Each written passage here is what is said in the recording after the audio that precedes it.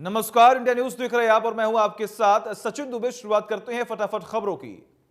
कृषि कानून को लेकर सरकार और किसान संगठनों के बीच 7वें दौर की बैठक हुई। इस बैठक में 50% सफल माना जा रहा है। हालांकि अब भी एमएसपी और तीनों कृषि कानूनों को वापस लेकर सहमति नहीं बनी है। केंद्रीय कृषि मंत्री नरेंद्र सिंह तोमर ने कहा कि किसानों ने 4 प्रस्ताव रखे थे, जिसमें 2 पर सहमति बन गई है। पर्यावरण संबंधित अध्यादेश पर रजामंदी हो गई है। बिजली बिल को लेकर भी सहमति बनी है। कृषि मंत्री ने कहा कि एमएसपी पर कानून को लेकर चर्चा जारी है। हम एमएसपी पर लिखित आश्वासन देने के लिए तैयार हैं। केंद्रीय मंत्री ने कहा कि किसानों के लिए सम्मान और संवेदना है। आशा है कि किसान और सरकार में सहमति बनेगी। समिति बनाने के लिए सरकार पहले दिन से तैयार है। बैठक के बाद किसान नेता राकेश टिकैत ने कहा कि सरकार ने हमारी 2 मांगों को मान लिया है। बातचीत अच्छी रही। अब 4 जनवरी को अगली वार्ता होगी। शांतिपूर्ण ढंग से किसानों का प्रदर्शन जारी रहेगा।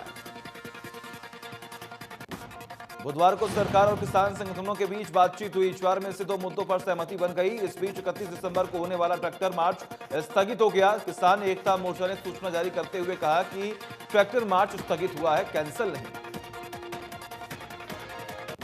कृषि कानून के मसले पर सरकार और किसान संगठनों के बीच लंच ब्रेक में किसानों के लिए आया लंगर। मंत्रियों ने भी खाया। केंद्रीय कृषि मंत्री नरेंद्र सिंह तोमर और पीयूष गोयल भी प्लेट लेकर लाइन में खड़े दिखे। टिकरी बॉर्डर पर आंदोलन में शामिल एक और किसान की मौत हो गई। किसान कैथल जिले के गांव भाड़ा का रहने वाला राजकुमार बताया जा रहा है। किसान दिमाग की नस फटने से उसकी मौत हुई है। रामकुमार की उम्र 56 वर्ष थी। इसके परिवार में इकलौता बेटा और पत्नी है और मृतक रामकुमार के पास केवल 3 एकड़ जमीन है। पिछले 10 से 15 दिनों में वह टिकरी बॉर्डर पर धरने में शामिल होने के लिए गया हुआ था। गांव भाना के ग्रामीणों ने सरकार से मांग की है कि मृतक को शहीद का दर्जा दिया जाए। वह परिवार को 50 लाख रुपए की सहायता और सरकारी नौकरी भी दी जाए। प्रदेश सरकार के 1 साल के कामकाज का आंकलन करने को लेकर कांग्रेस विधायक दल की बैठक हुई। बैठक के बाद कांग्रेस विधायक दल के नेता और पूर्व सीएम भूपेंद्र हुड्डा ने प्रेस कॉन्फ्रेंस भी की है।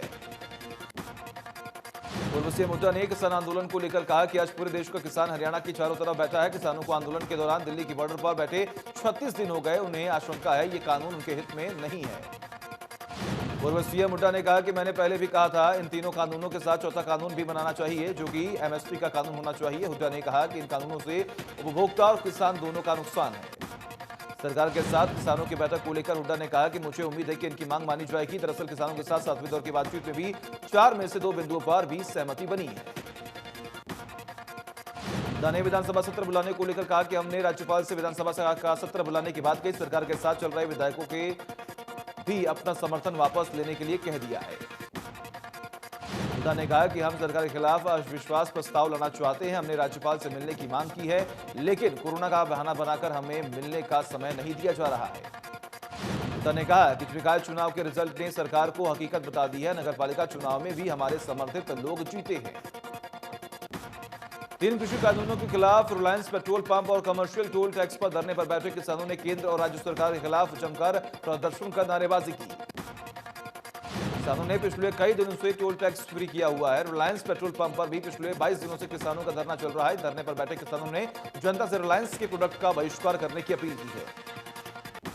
टोहाना उपमंडल के गांव नाडोडी की ग्राम पंचायत द्वारा प्रधानमंत्री के मन की बात कार्यक्रम में विरोध में भेजे गए प्रस्ताव और सरकार द्वारा ग्राम पंचायत के जवाब तलब करने के विरोध में किसानों ने हिसार चंडीगढ़ रोड पर जाम लगा दिया। इस दौरान किसान संयुक्त एक्शन कमेटी के नेतृत्व में किसानों ने जाम लगाकर सरकार के खिलाफ नारेबाजी की। किसानों ने कहा कि सरकार विरोध में उठने वाली आवाज को दबाने का प्रयास कर रही है, जिसे बर्दाश्त नहीं किया जाएगा। गोहाना के आहुलाना गांव में स्थित देवीलाल शुगर मिल में अभी तक इस पिराई सत्र में 10 लाख क्विंटल गन्ने की पिराई हो चुकी है। वहीं शुगर प्रोडक्शन 165 लाख बैग की हो चुकी है।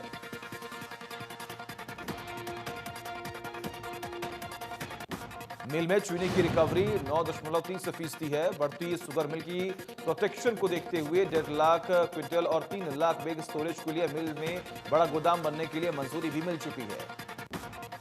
गोहाना में एसडीएम और मिल के एमडी आशीष वशिष्ठ ने मुताबिक शुगर मिल आहुलाना में प्रदेश शुगर फेडरेशन के एमडी शक्ति ने निरीक्षण किया था।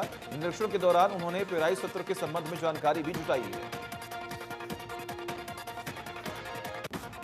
हरियाणा सरकार ने सिंचाई एवं जल संसाधन विभाग के चीफ इंजीनियर गुलाब सिंह नरवाल को निलंबित किया। एचसीएस रूल 2016 के नियम 7 के तहत कार्रवाई होगी।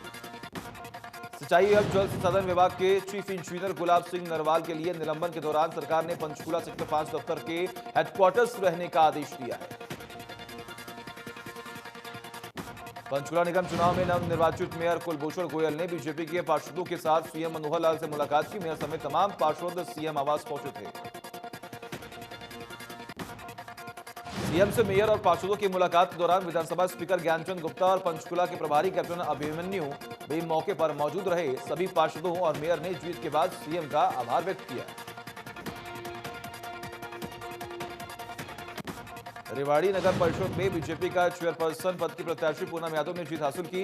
147 पार्षद उम्मीदवारों में 31 वार्डों के केवल 6 बीजेपी प्रत्याशी ही जीते, बाकी 25 पार्षद सभी निर्दलीय जीते। भिवानी की बीपीएम कॉलोनी में पीने के पानी की समस्या बनी हुई है। कॉलोनी में पीने के पानी के साथ सीवरेज का पानी सप्लाई में आने से लोग बीमारियों की चपेट में आ रहे हैं। पीने के पानी की समस्या को लेकर कॉलोनी में लोगों ने सरकार और प्रशासन से स्वच्छ जल मुहैया कराने की मांग की थी। साथ ही प्रशासन को चेतावनी भी दी गई कि जल समस्या का समाधान नहीं हुआ तो विरोध जाम करने को मजबूर होंगे। नौ में एचपीट परीक्षा को लेकर प्रशासन पूरी तरह से तैयार है। उपायुक्त धीरेन्द्र खड़गटा ने कहा है कि जिले में परीक्षा के दौरान परीक्षार्थियों की मदद करने और लापरवाही बरतने वाले केंद्र संचालक या फिर ड्यूटी स्टाफ पर कानूनी कार्रवाई की जाएगी। उन्होंने बताया कि 2 जनवरी को पीजीटी लेवल 3 की परीक्षा शाम 3 बजे से शाम 5:30 बजे तक और टीजीटी लेवल 2 की परीक्षा 3 जनवरी को सुबह 10 बजे से 12:30 बजे तक होगी। पीआरटी लेवल 1 की परीक्षा 3 जनवरी को दोपहर 3 बजे से लेकर 5:30 बजे तक होगी।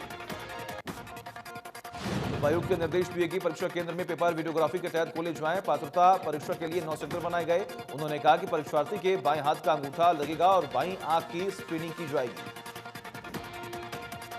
भिवानी में कृषि कानूनों के विरोध में बॉर्डर पर धरने पर बैठे किसानों का सर्व कर्मचारी संघ हरियाणा के कर्मचारियों ने समर्थन किया तथा कृषि कानूनों को रद्द किए जाने की मांग की।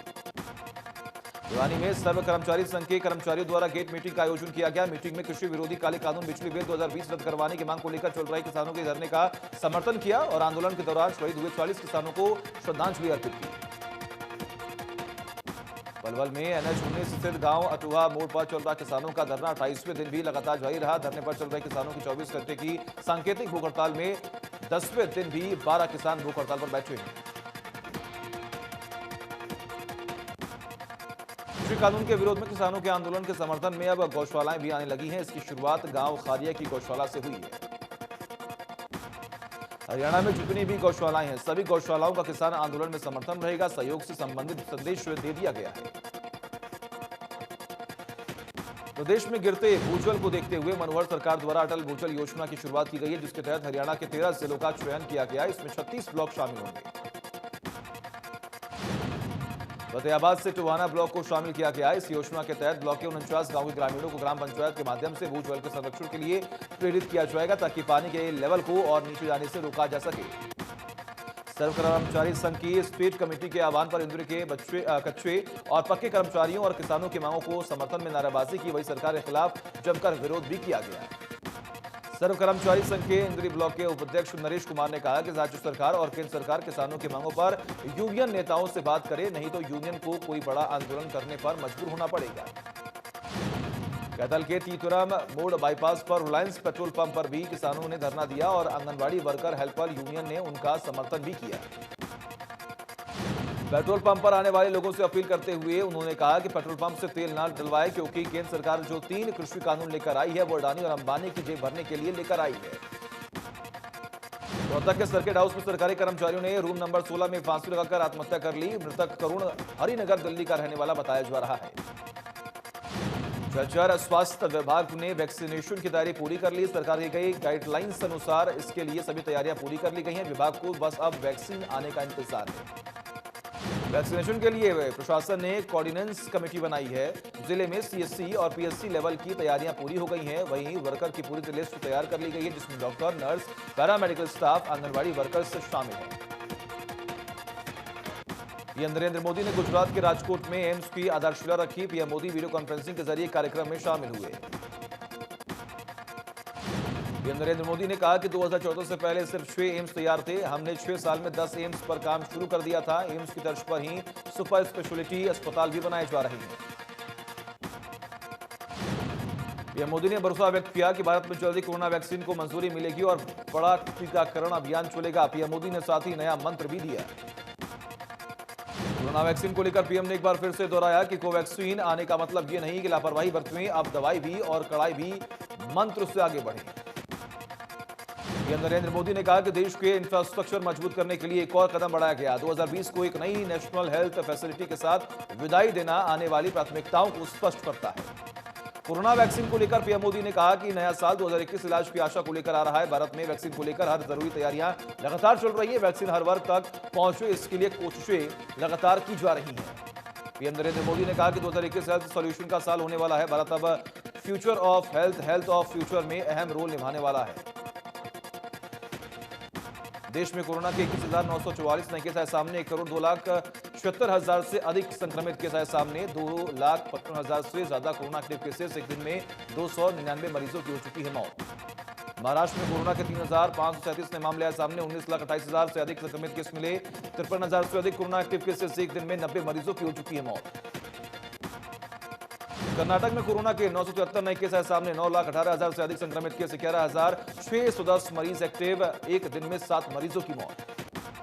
राजधानी दिल्ली में कोरोना के 677 नए केस। 6,24,000 से अधिक संक्रमित केस। 5,08,38 active cases. एक दिन में 21 मरीजों की मौत। उत्तर प्रदेश में कोरोना के 1,000 से अधिक नए केस आए सामने। 5,84,000 से अधिक संक्रमित केस। 14,155 मरीज एक्टिव। एक दिन में 12 मरीजों की हो चुकी है मौत। राजस्थान में कोरोना के 770 नए केस। 3,07,000 से ज्यादा संक्रमित केस। 9,835 जो एक्टिव केसेस हैं। एक दिन में 6 मरीजों की हो चुकी है मौत। हरियाणा में कोरोना के 382 नए केस। 2,62,000 से अधिक संक्रमित केस। 3,799 corona active cases. एक दिन में 7 मरीजों की मौत। अमेरिका में 2 करोड़ से 2 लाख से अधिक केसेस आए सामने। 78,76,000 से ज्यादा एक्टिव केसेस। अब तक 3,50,000 से ज्यादा मरीजों की हो चुकी है मौत। दुनिया में 8 करोड़ 30 लाख से ज्यादा कोरोना केसेस। 2 करोड़ 23 लाख से ज्यादा एक्टिव केसेस। अब तक 18,12,000 से ज्यादा मरीजों की हो चुकी है मौत।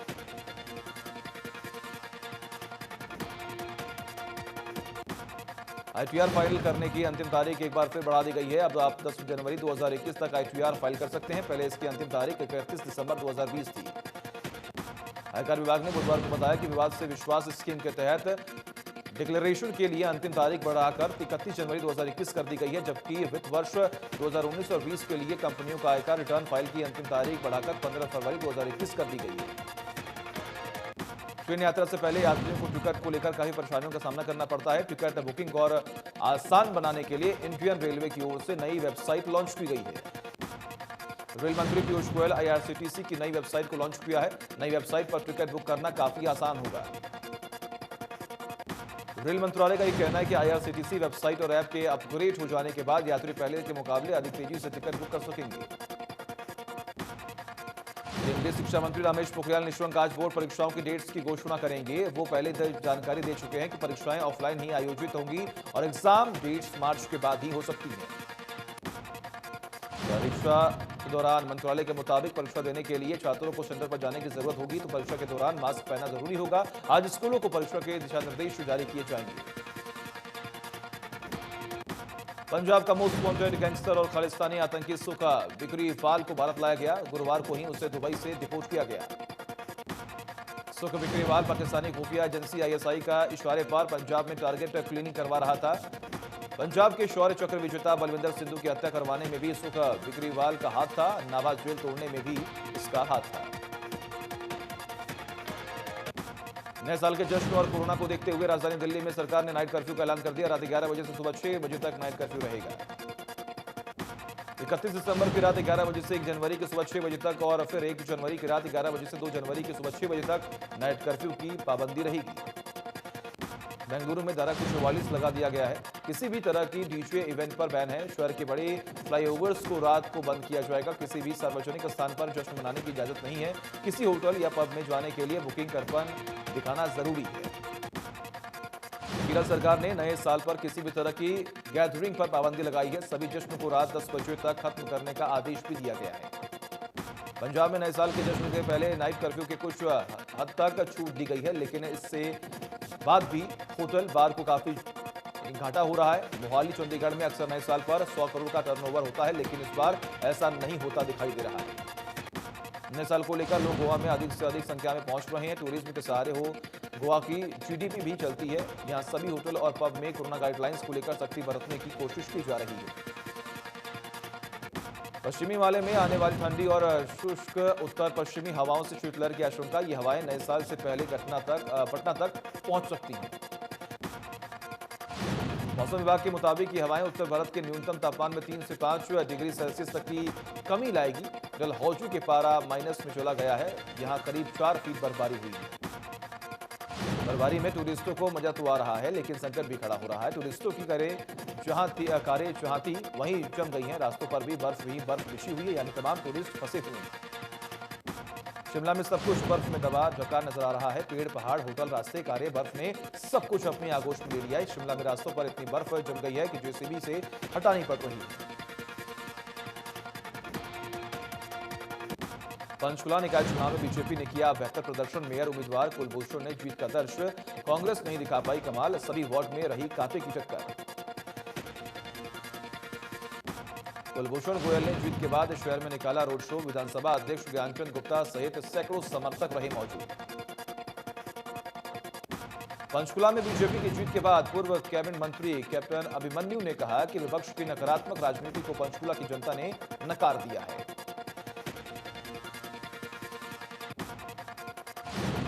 हरियाणा जनचेतना पार्टी की जीत पर जश्न अब भी जारी है। गांव मतहेड़ी शेखा में कार्यकर्ताओं ने लड्डू बांटकर जश्न मनाया। शक्ति रानी शर्मा के मेयर चुने जाने पर पार्टी कार्यकर्ताओं में खासा उत्साह देखा जा रहा है। अंबाला की जनता ने पूर्व केंद्रीय मंत्री विनोद शर्मा पर जताया भरोसा। हरियाणा जनचेतना पार्टी की मेयर प्रत्याशी शक्ति रानी शर्मा की बंपर जीत। कांग्रेस बीजेपी को काफी पीछे छोड़ा।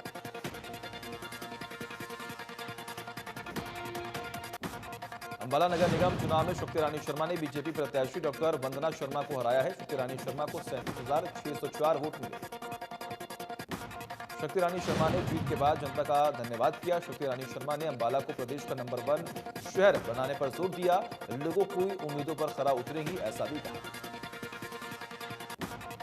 शक्ति रानी शर्मा की जीत के बाद पूर्व केंद्रीय मंत्री विनोद शर्मा ने बताया कि उनके कार्यकर्ताओं और अंबाला की जनता की जीत है। वहीं अंबाला में बीजेपी की हार को लेकर भी विनोद शर्मा ने प्रतिक्रिया दी। पूर्व केंद्रीय मंत्री विनोद शर्मा ने कहा कि जनता के भरोसे पर खरा उतरेंगे। जिन वादों को लेकर जनता के बीच गए थे उन्हें पूरा करेंगे। अंबाला की जनता का धन्यवाद करते हुए शक्ति रानी शर्मा ने शहर में किया रोड शो। पूर्व केंद्रीय मंत्री विनोद शर्मा भी रहे मौजूद। रोड शो के दौरान शक्ति रानी शर्मा के छोटे बेटे कार्तिकेय शर्मा ने जनता का आभार व्यक्त किया। उन्होंने इस जीत को अंबाला के लोगों की जीत बताया। रोड शो में शक्ति रानी शर्मा के दोनों बहू भी लोगों का अभिवादन करती नजर आई। बहू ऐश्वर्या शर्मा के साथ कृति शर्मा ने भी जनता का आभार व्यक्त किया। शहर में शक्ति रानी शर्मा की जीत के बाद रोड शो के दौरान अंबाला की जनता ने फूलों से स्वागत किया। जगह जगह शक्ति रानी शर्मा के ऊपर फूलों से बारिश भी की गई। अंबाला में 20 पार्षदों में से हरियाणा जनचेतना पार्टी के 7 पार्षदों ने जीत हासिल की है। वहीं बीजेपी के 8, कांग्रेस के 3 पार्षद जीते हैं।